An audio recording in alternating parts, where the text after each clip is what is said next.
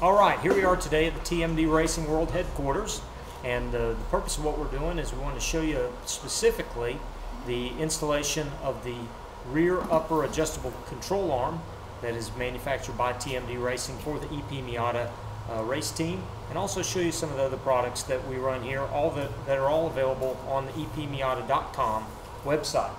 If we just kind of inventory a few of the things here, you can see the custom Coney shocks we have here with the iBox springs, very high quality. The Racing Beat rear sway bar with linkage.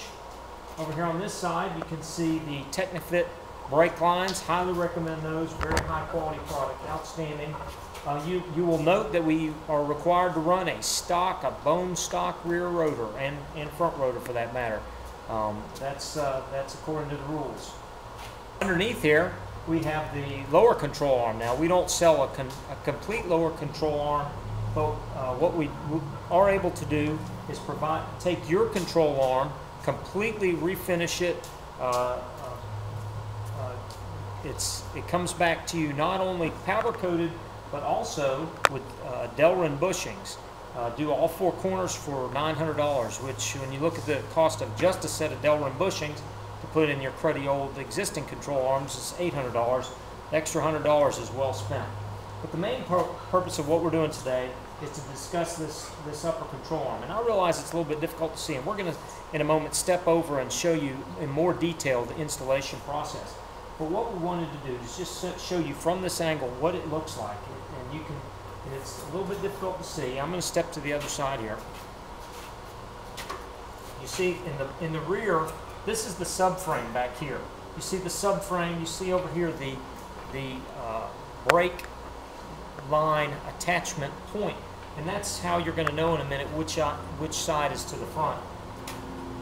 And as you'll see in a minute, there are four tabs that come down here because the stock control arm goes up into both.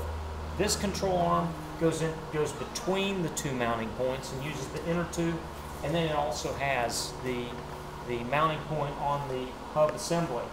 You'll see if you look on the side, there are two bolt holes because we give you an option here.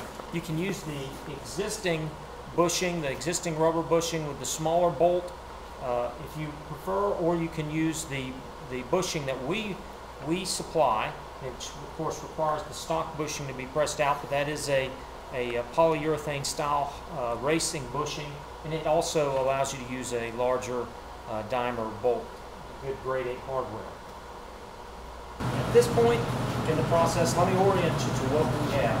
This is obviously removed from the car. The subframe hangs up underneath the car. You can tell from the brake line fitting here that this is the front of the car. The drive, the differential will be towards the center back here with the half shaft coming down. What you're going to find is that the stock control arm, which looks something like this, obviously not nearly as pretty, is up in the car, like that. And as you see, the stock control arm uses two bolts, one through here and one through here. Right, Wayne? Correct. And what we're going to do is we're going to eliminate this arm, and we're going to use this piece that we've got, and we're going to put it in its place. We're still going to use both connecting points, but we're only going to use this tab and this tab instead of using all 4 points. So we're going to put that in there, and the way we're going to accomplish that, with the larger bolt, because of this factory size hole, you want to get a step bit, and you want to drill this out on both sides with a step bit to the proper size.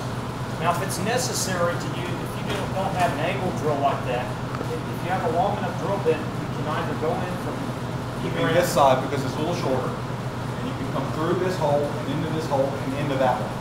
But you're going to have a long drill bit. Step bit's the easiest.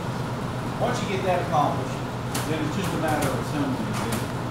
You'll take this bolt, instead of going through this hole, you'll go through this hole right here, just like that.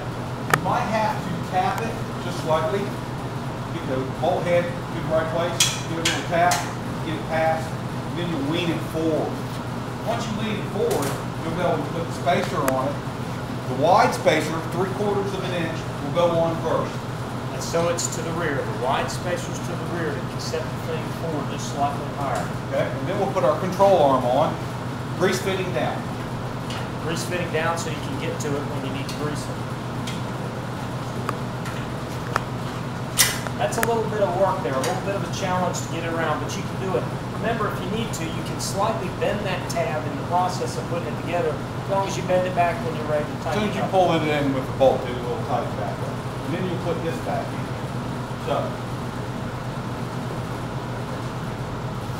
So you get the idea here. What Wayne's going to do next is he's going to take it, assemble it all together, and we've got that end done at that point.